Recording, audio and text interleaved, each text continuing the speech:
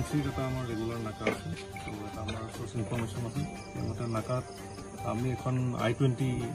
গাড়ী পাওঁ suspected কন্ডিশনত search কৰাত আমি প্ৰায়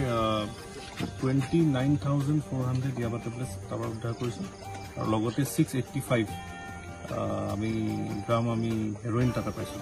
তাতে 58 নাম্বাৰ্ছ অফ চব কেছত তেওঁলোকে ভৰাই আনিছিল আৰু ইয়াবা টেবলেটছটো এটা ডাঙৰ পেকেটত তেওঁলোকে ভৰাই আনিছিল